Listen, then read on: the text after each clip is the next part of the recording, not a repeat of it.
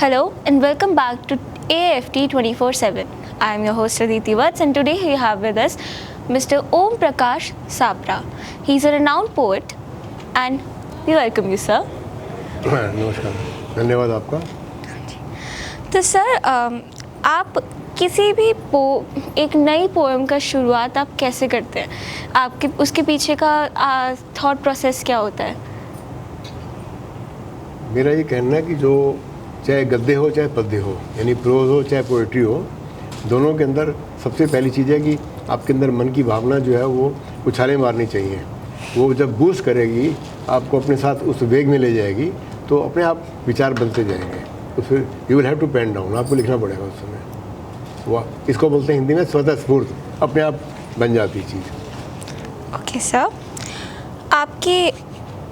अगर आपको कोई एक पोम रिकमेंड करनी हो हमारी ऑडियंस को, तो वो पोम क्या होगी?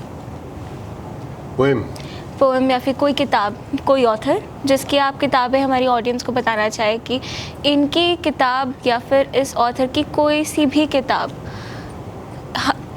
हर किसी को लाइफ में एक बार पढ़नी ज़रूरी है। English, Hindi, does not matter. नहीं, किताब के एंगल से मैं ये कहूँगा आपको कि सबसे बढ़िया किताब है, अगर आप रामचरितमानस को या रामायण जो है उसको सामने रखें तो आपको पूरे जीवन के सारे अध्याय आपके समक्ष जो है एकदम लक्षित हो जाएंगे, क्योंकि उसके अंदर मानवीय संवेदना भी है, क्रूरता भी है, अत्याचार भी है और उसका संहार भी है। क्योंकि जो राम दिखाते हैं जो संघर्ष का रास्ता, जी सर, और जहाँ तक उसके अंदर जो मिथ्या विचार आए हैं, वो मैं समझता हूँ वो इतिहास में लोगों ने मिलावट की है कि उन्होंने सीता का त्याग किया। मैं समझता हूँ ऐसा नहीं हुआ, या और जो भी प्रसंग आए हैं, क्योंकि जब हम राम को मर्यादा पुरुषोत्तम कहते हैं तो मर्यादा पुरुषोत्तम जो है वो ऐसा काम थोड़ी कर सकता है।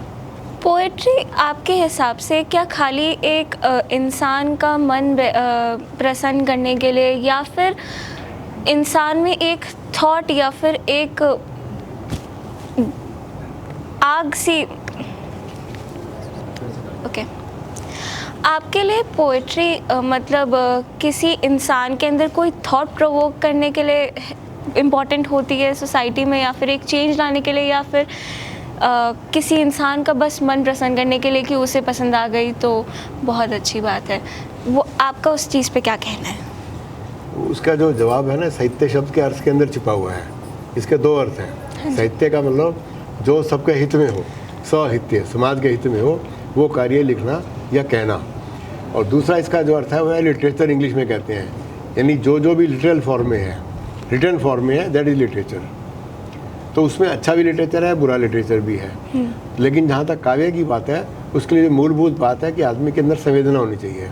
संवेदना होगी तो वो अपने भाव को प्रकट करेगा अच्छे शब्दों में।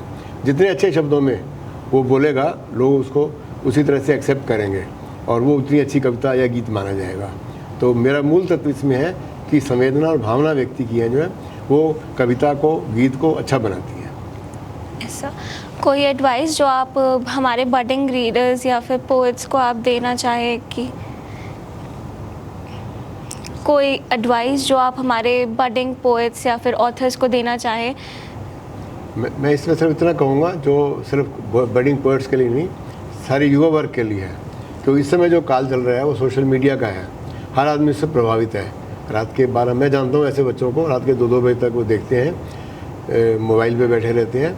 उससे क्या है कि एक सुसाइडल जो प्रवृत्ति है लोगों में, सुसाइडल बहुत बड़ा शब्द है, लेकिन शुरुआत कहाँ होती है? स्ट्रेस, स्ट्रेन, अवसाद, डिप्रेशन, यही बढ़ते बढ़ते वो बाद में वो जो स्ट्रेस है अपनी तीव्र फॉर्म में जब होता है तो वो आदमी के अंदर डिप्रेशन पैदा कर देता है और सुसाइडल डिफेक्ट्स आते हैं फिर। तो उससे बचने का एक ही तरीका है कि बच्चे अच्छी चीज़ें पढ़ें, जो भी अच्छी चीज़ है, चाहे वो गद्य हो, चाहे पद्य हो, चाहे प्रोज हो, चाहे पोएट्री हो, और उसको पढ़े खूब लोगों का।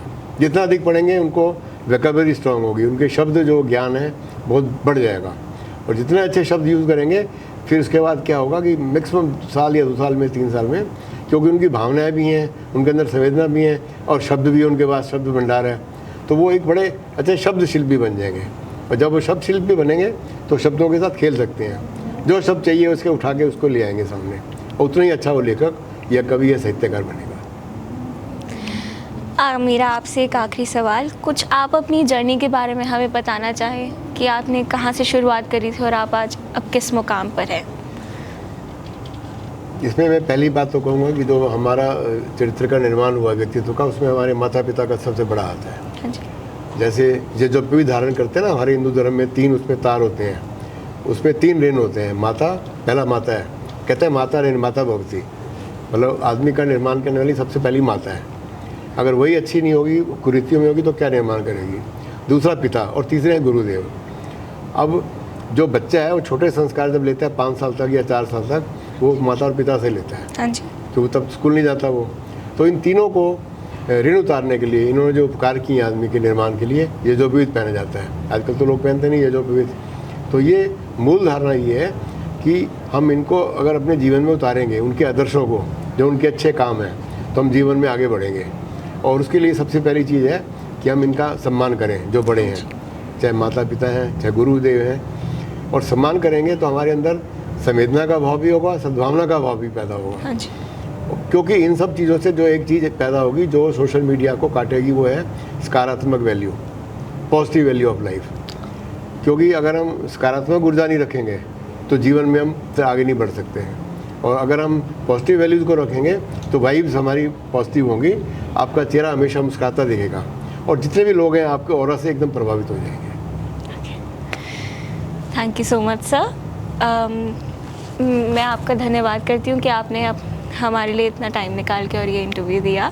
Thank you so much. बहुत बहुत धन्यवाद आपका अदिति जी, बहुत बहुत धन्यवाद। मैं एक चीज़ और अगर बताऊँगा तो बता दूँगा। ये अभी कविता की मेरी पुस्तक छपी है, ज़मीन सूखी क्यों है। इसके अंदर मैंने सन 70 से लेके, जब मैं कॉलेज में पढ़ता था, हाँ जी, तब से लेके आज तक 2025 तक की जो कविताएं हैं, उनमें से लगभग 75 कविताएं चुनी हुई कविताएं हैं। ओके। तो इसके अंदर वो जो मैंने अभी आपको बोला, वही चीज़ है कि मानव का संघर्ष क्या है, चाहे वो विद्यार्थी के नाते, चाहे बड़े होने के नाते। और दूसरा संवेदनाएँ आदमी को हमेशा जीवित रखती हैं, ये बहुत ज़रूरी है। फिर उनको जब प्रकट किया तो वो लोगों को प्रेरणा का स्रोत बन जाता है। धन्यवाद। Thank you for watching. Stay tuned for more content like this to AFT 24/7.